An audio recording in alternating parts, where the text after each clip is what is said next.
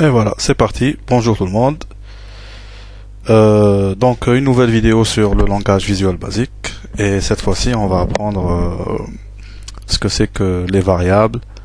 On va essayer de faire un programme, un vrai. Et en même temps, on apprendra ce que c'est que les variables et un peu les événements des objets. Voilà. Donc pour démarrer, bien sûr, on ouvre notre interface de production. Visual Basic Express, que tout le monde a téléchargé. Et nous allons créer un nouveau projet. Donc fichier, nouveau projet. S'assurer qu'application Windows Forms est sélectionnée. Hein, et pas bibliothèque de classe, ça c'est autre chose. Et lui donner un nom. Un nom, je vais l'appeler miaou, miaou, le cri du chat. Et c'est parti. Donc Visual Basic crée pardon, l'environnement et voilà, nous voilà partis pour faire une petite calculatrice. Donc voilà notre forme. Enfin, comme c'est un petit programme, on va laisser la taille comme ça par défaut. On va lui changer de nom juste pour s'habituer à faire ça. Donc on va faire calculatrice. Voilà, vous voyez que le nom ici change.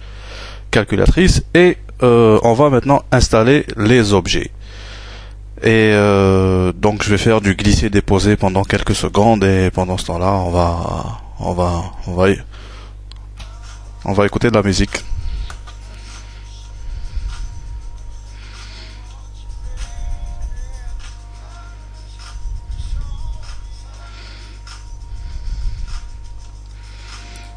Donc, un text box. J'ai besoin de 3. Un deuxième. Et un troisième. J'ai besoin d'un bouton pour calculer. Voilà, on va le mettre ici. À la même taille. Et voilà, donc on a 3 ans de texte qui s'appellent, parce que chaque objet au fait reçoit un nom par défaut, hein. Celui-là il s'appelle, on voit ici à droite, textbox 1, textbox 2, textbox 3 et bouton 1. C'est quand on a une application simple comme ça où il n'y a pas beaucoup d'objets, on n'est pas obligé de les changer parce que ça se reconnaît facilement, mais quand on a une application avec des dizaines voire des centaines d'objets, il vaut mieux les renommer pour les retrouver après. Voilà, on va pas les renommer pour maintenant, on va juste renommer le bouton pour je vais dire tiens, comme l'application, hein, bien, cri du chat, voilà. Et voilà, donc on va rajouter ce qu'on appelle des labels. Donc voilà, ici dans la boîte à outils, label. Le label 1, ça veut dire, ça va être on va dire on va nommer champ 1. Un autre label qu'on va nommer champ 2. Et un troisième qu'on va nommer résultat. Voilà. On va essayer d'organiser tout ça pour que ça fasse ordonné. Voilà. Vous voyez que Visual Basic vous aide dans les organisations et les tailles, etc. Voilà. Normalement, tout est bien organisé pour... Voilà. Donc pour le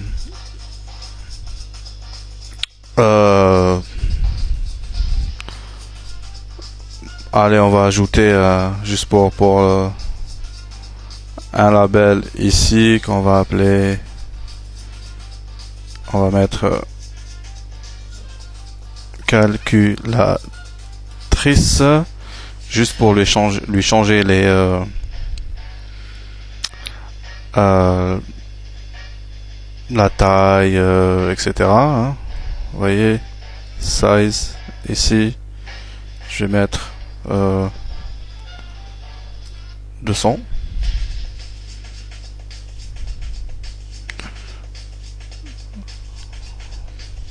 Font, on va plus aller dans font, donc font, on va mettre 14. Et voilà, juste pour la forme. Voilà, donc c'est parti. Maintenant, ce qu'il nous faut rajouter, c'est les actions des boutons. Alors, maintenant, c'est la partie où il faut toucher au code directement. Donc, voilà, c'est maintenant il faudrait mettre un peu, si vous voulez, la main à la pâte. Et pour aller au code, tout simplement, on double-clique sur l'objet. Voilà. Et nous, ce qui nous intéresse ici, c'est le clic. C'est l'événement, c'est au clic. Donc, au clic, on aura un événement. Ici, si vous voulez, ces champs-là sont des champs passifs. C'est le seul champ actif. Parce que c'est sur le bouton qu'on va cliquer. Voilà. Donc, en double-clic, Visual Basic va nous emmener vers le code lui-même. Donc ici, nous avons notre code, même si vous ne comprenez rien à ce code, c'est pas grave, ça viendra. Et il faut comprendre que tout est mis dans une seule classe. Hein? Et voilà l'événement qui nous intéresse. Donc je vais pas m'étaler sur ces attributs private, sub. Je vais vous dire que private, ça veut dire que cette action ne peut être appelée que par ce bouton là. Voilà pourquoi c'est privé. Sub, c'est pour déclarer une fonction. Donc le clic sur le bouton, c'est une fonction. Et on voit ici bien que c'est le bouton 1 qu'on a laissé par défaut. Si on l'avait renommé, ça serait pris ici. Et clic. Donc l'événement, c'est le clic. Parce qu'il y a d'autres événements comme survoler avec la souris, etc. Donc ici, c'est le clic. On va pas s'étaler sur les byval sender à system.object. Ça, on laissera pour plus tard. Et voilà. Et ça aussi. Voilà. Handles, bouton 1.click. Donc, voilà. Et tout le code, toutes les actions que doit prendre ce bouton vont être mises dans ici, entre sub et end sub. Donc entre end sub et sub. Donc c'est ici que les fonctions, que les actions vont être déclarées. Donc je vais déclarer, je vais aller faire vite. Je vais déclarer les variables par rapport aux éléments texte. Cela. Voilà. Donc, pour déclarer une variable, il faut le mot-clé dim. Voilà, qui veut dire dimension. C'est comme ça qu'on déclare une variable.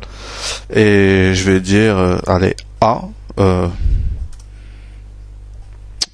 X. Allez, X. As.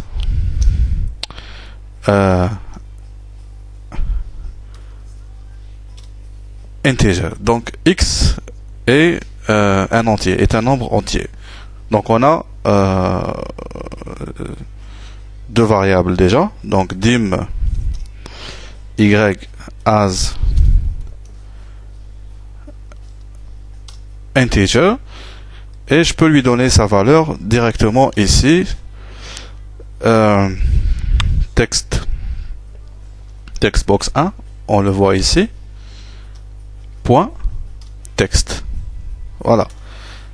Et y, c'est la même chose. Donc je peux tout simplement copier ici et faire textbox 2 point texte. Donc ce qu'on a fait ici, c'est qu'on a renseigné, on a déclaré cette variable x et y qui, au fait, font référence au textbox 1 et textbox 2. Voilà. Donc, et maintenant, on va faire textbox 3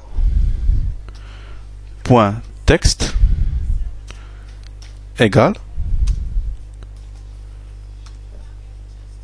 x plus y. Voilà, tout simplement.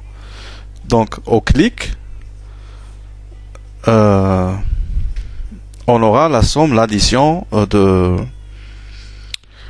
textbox 1 et textbox 2. Je vais arrêter cette vidéo, malheureusement je serai obligé de faire une deuxième, ça n'a pas suffi. Ça arrive.